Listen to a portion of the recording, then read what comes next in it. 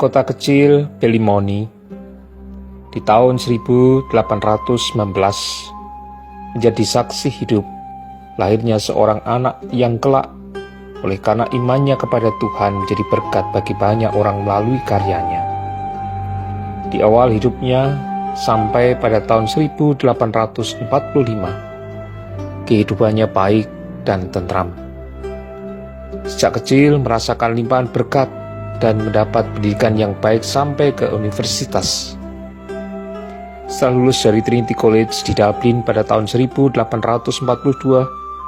ia pun mulai bekerja dan bahkan telah mendapatkan calon pasangan hidup, seorang gadis Irlandia yang cantik, dan keduanya ingin melangsungkan pernikahan di tahun 1845. Namun, peristiwa tragis terjadi. Satu hari sebelum pernikahannya, gadis tunangannya mengalami kecelakaan.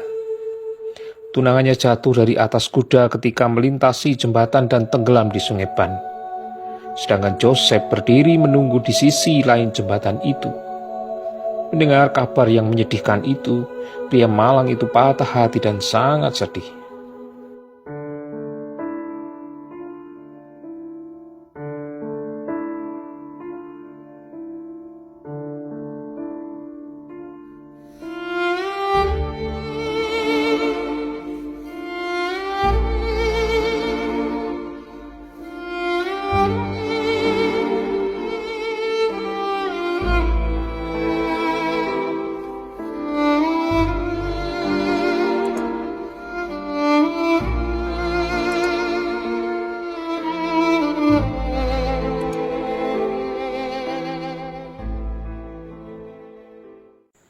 Barangkali karena peristiwa menyedihkan itu pula yang menyebabkan Joseph pindah ke salah satu agama Kristen ekstrim yang baru saja didirikan di Dublin.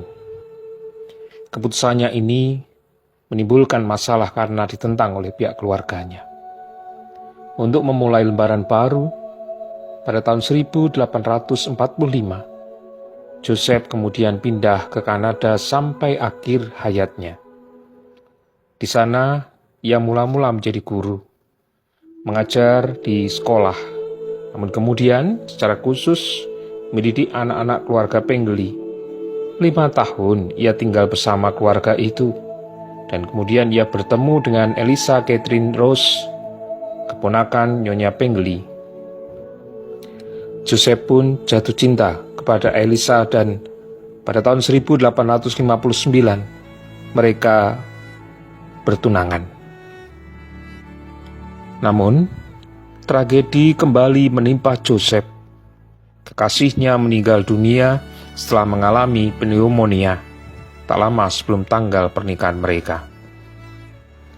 Dalam kesedihan yang amat dalam, Scriven memutuskan untuk menyingkir dan ia tinggal seorang diri di sebuah pondok di pinggir danau Ontario, Kanada. Cara hidupnya juga sangat sederhana. Uang dan tenaga yang ia punya, ia gunakan untuk orang-orang miskin. Ia selalu berusaha mencari anak-anak yatim piatu untuk ditolongnya. Ia bekerja sebagai tukang kayu sukarela bagi para janda yang berkekurangan. Ia bahkan juga memberikan pakaiannya kepada orang-orang yang lebih memerlukan. Ia mempraktekkan secara murni khotbah di bukit. Gaya hidup yang ekstrim ini seringkali menjadi buah bibir masyarakat. Bahkan kadangkala ada orang yang menganggapnya aneh. 10 tahun setelah Joseph Scriven pindah ke Kanada, ia mendapatkan kabar bahwa ibunya yang di Irlandia sakit keras dan sangat sedih. Scriven tidak dapat mengarungi samudra dan pulang ke negeri asalnya. Namun ia mendapatkan ide untuk menghibur ibunya. Waktu itu yang dilakukannya adalah menulis sebuah syair pada secari kertas tentang Yesus, kawan yang sejati bagi orang yang lemah. Satu salinan ia kirimkan kepada ibunya di Irlandia. Satu lagi ia simpan dan segera melupakannya. Beberapa tahun kemudian, Scriven jatuh sakit. Seorang tetangga yang merawatnya menemukan salinan syair di kamarnya. Ia senang akan isinya dan bertanya kepada Scriven tentang sumbernya. Joseph Scriven lalu menceritakan asal-usul karangannya itu. Tetangga yang lain bertanya kepada Scriven, apakah memang dia yang mengarang syair itu? Jawab Scriven, Tuhan dan saya yang mengerjakan bersama-sama.